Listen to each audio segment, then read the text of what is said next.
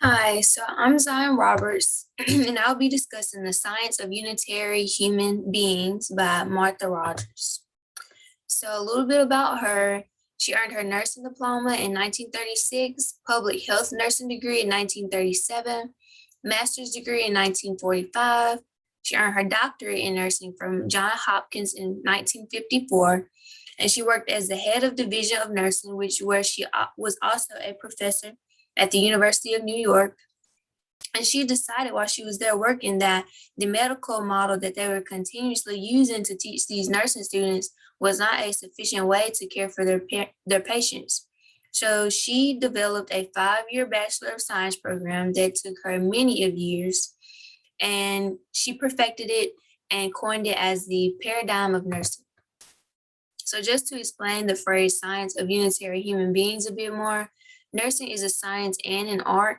So the art of nursing is just the creative use of the science of nursing for human enhancement. So human beings and environmental energy fields work together to form a unit that is in constant change. So the patient's not going to stay the same. The environment is not going to stay the same. So we're always the human and the environment are always going to have to work together, and they're never going to be the same. So the principles, just to explain this more, are helicity, resonancy, and integrality, which describe the change within humans and environmental energy fields. And those three principles are just grouped together as the principle of hemodynamics. So helicity is unpredictable, continuous, and non-repeating changes that happen between the patient and the human and the environment. You can never, you can never really predict what is going on in your patient because you just never know what will happen next. And then resonancy is lower to high that wave frequency patterns that reflect the variability of the human energy fields. So it's always going to vary. It's never going to stay the same. Humans are always evolving. Yeah. And integrality, that's the continuous mutual process of person and environment. So that just saying the environment's gonna affect the human may affect the environment, and it's gonna keep going like that continuously. So Martha Rogers, to go with the theory, she they thought of a slinky and a kaleidoscope to help further explain the theory. So a slinky, it always has balance, rhythm, and that just it shows that the expanded nature of the human process with its continuous motion. Pretty much if you put it down the stairs, it's going to be the same going down the stairs.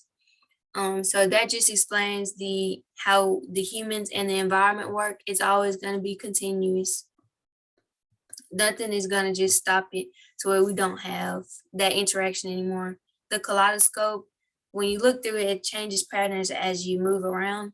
So the change in patterns that can appear different in an infinite amount of ways. I think a lot of time in nursing we do see patterns, but there's always going to be a little change in it that you're not going to see every day. So, comparison to my personal philosophy of nursing essay, I really think that it's very important to think about the patient holistically. There may be something mentally that you just can't see.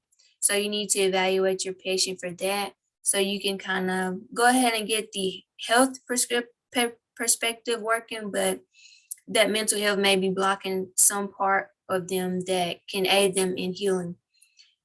So I think a lot of some good interventions would be prayer, meditation, journaling, eliminating parts of the environment that are really affecting them on a day by day.